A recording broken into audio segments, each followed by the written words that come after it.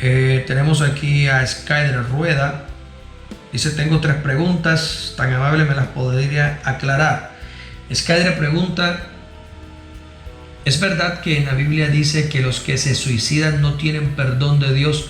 Pero ¿en qué contexto lo dice la Biblia? Y los que han intentado suicidarse tampoco lo tendrán perdón de Dios. O sea, sería la segunda, Skyler. Y la tercera, creo: y es verdad que los espíritus están sueltos por ahí y que hay personas de mentes débiles y se les meten y hacen que se suiciden o maten y así. Bueno, tiene unas preguntas bastante interesantes. Y tienes otra, Skyler me hace otra pregunta. Dice: ¿para qué Dios volcaría el corazón de una persona? ¿Para qué Dios volcaría el corazón de una persona? Bueno, vamos a comenzar con las respuestas. Yo creo que hay unas preguntas que están pendientes de la semana pasada. Si las puedes escribir, escríbelas por favor para traerlas aquí en el chat y poderlas contestar. Saludos a todos los amigos que están llegando, los que se están comunicando. Buenas a todos. Esther Díaz Granados, mi hermana, bendiciones. Qué bueno tenerte por aquí. Un cordial saludo. Si tienes alguna inquietud, alguna pregunta, por favor escríbela para poder responderla. Bueno, vamos con las preguntas que tiene nuestra hermana Skyler.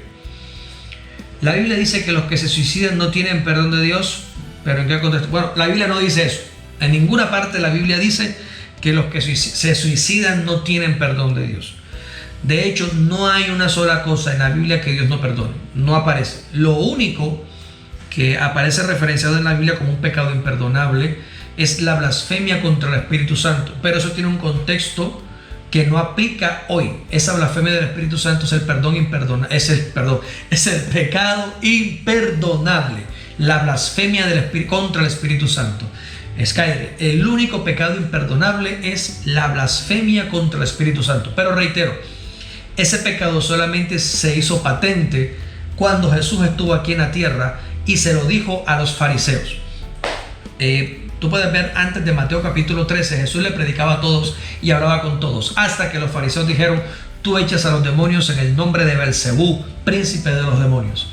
Entonces Jesús habla con ellos de frente y les dice que toda blasfemia que hagan contra el Hijo, que hagan contra Dios, les será perdonada, pero la blasfemia contra el Espíritu Santo no les será perdonada ni en este siglo ni en el venidero. Esa fue la sentencia de Jesús para ellos. Él no les estaba enseñando, ese día los sentenció. ¿Sí me explico? El día que los fariseos le dijeron a él que él era del diablo y que los milagros que hacía y las señales que hacía, la hacía en el nombre de Belcebú, príncipe de los demonios, ese día se condenaron en vida. Y Jesús les dijo: ese pecado que acaban de cometer, de blasfemar contra el Espíritu Santo, no les será perdonado ni ahora ni en la eternidad. Y ese es el pecado imperdonable, y los que lo cometieron fueron los fariseos. No hay un momento en la historia, antes ni después, que muestre que alguien haya blasfemado contra el Espíritu Santo. No existe. ¿Y por qué fue particularmente en ese momento? ¿Por qué? Porque los fariseos eran los maestros. Porque los fariseos tenían el conocimiento pleno de la ley. Porque los fariseos eran los que cuidaban la Torá. Porque los fariseos cuidaban el pacto. Porque los fariseos sabían que el Mesías se manifestaría. Y cuando lo vieron, como usted lo puede leer en los evangelios, de manera voluntaria decidieron negarlo. Ellos sabían: no podemos permitir que él enseñe como quien tiene autoridad, porque la gente se va detrás de él. Hay que buscar cómo matarlo. Y los fariseos se enojan, se encelan contra el Hijo. Y cuando se encelan contra el Hijo, comenzaron a blasfemar de su obra. Y ellos sabían que la obra del Hijo de Dios era la obra de Dios mismo en la tierra. Entonces, cuando Jesús comienza a hacer los milagros y ellos saben que él viene de Dios, lo sabían. Los fariseos nunca fueron ignorantes. Los fariseos siempre supieron que Jesús era Dios. Y por eso Nicodemo le dice: sabemos que has venido de Dios, porque nadie puede hacer las cosas que tú haces si Dios no está con él. Cuando esto sucedió en Juan capítulo 3, versículo 3, 4, 5, cuando Nicodemo encubiertamente, en secreto, en voz baja, como dice uno, se le acerca a Jesús y le dice: nosotros sabemos. ¿Nosotros quiénes?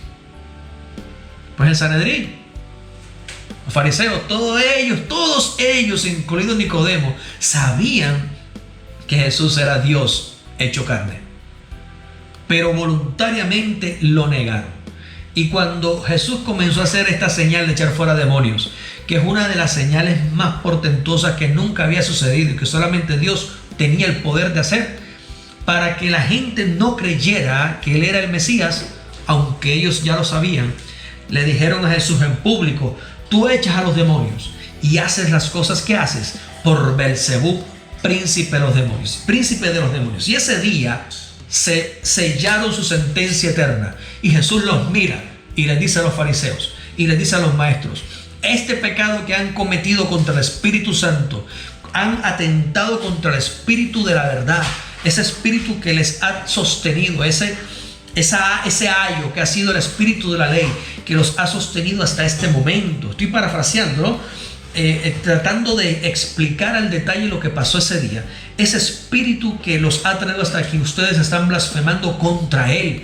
Si hablaran de mí como ser humano, como el hombre que está delante de ustedes, si hablaran de mí, tuvieran perdón. Si hablaran de Dios, ese Dios que ustedes no conocen todavía, tuvieran perdón. Pero están hablando del Espíritu Santo, que vino en la ley para enseñarlos, instruirlos y guiarlos y de llevarlos a la verdad. Y hoy están diciendo que ese Espíritu Santo que los ha sostenido hasta aquí es Belcebú. Por ese motivo, todos ustedes hoy están condenados y no tendrán perdón ni ahora en vida ni en la eternidad. Y por eso, a partir de ese momento, usted puede mirar los evangelios, Jesús comenzó a hablarles en parábolas. A partir de allí, Jesús cerró la explicación. Jesús cerró el reino de los cielos para los fariseos y los escribas. Jesús cerró el reino de los cielos para los maestros de Israel y comenzó a enseñarlos solamente por parábolas. Y entonces así llegamos felizmente a Mateo capítulo 13. Y Jesús comienza a hablarles todas las parábolas del reino, del trigo, de la cizaña, de la perla escondida, de la piedra de la tierra, del tesoro escondido, de la perla de gran precio. Y comenzó a hablar y hablar y hablar en parábolas. Cuando los discípulos le dicen: Señor, ¿por qué les hablas en parábolas y a nosotros nos hablas abiertamente, con claridad? Entonces Jesús les responde: porque a ustedes les es dado a conocer el misterio del reino de los cielos, pero a ellos no. A ellos se les cerró la oportunidad para que viendo no vean y oyendo no entiendan. Porque si veían y entendían, habría posibilidad para que se salvaran. Pero Dios, Jesús, ese día cerró la salvación para ellos. Y por eso la blasfemia contra el Espíritu Santo es el pecado mortal, imperdonable. A partir de allí eso no volvió a pasar. Pero bíblicamente es el único pecado que no tiene perdón. El suicidio, la Biblia no dice que no tiene perdón en ninguna parte. Estoy hablando de frente a la Biblia. Literalmente no aparece, Skyler, que una persona que se suicida no tenga perdón. Eso no aparece en la Biblia. No lo dice la Biblia de manera literal. Por lo tanto, no lo puedo decir. Podemos inferir, sí, que una persona en el momento de quitarse la vida, en el momento de suicidarse, pues lógicamente no tiene perdón para arrepentirse. Piensa uno, no tiene perdón para arrepentirse. Pero solo Dios sabe qué pasa con una persona que se suicida. Ningún cristiano serio, ningún cristiano verdadero tiene la capacidad de juzgar y de mandar al infierno a una persona que se suicida, porque no sabe qué pasó, no sabe por qué lo hizo y no sabe si realmente fue un suicidio, no sabe si estaba enfermo, no sabe si tenía un problema psiquiátrico, no sabe si estaba poseído por algún espíritu, no sabe realmente.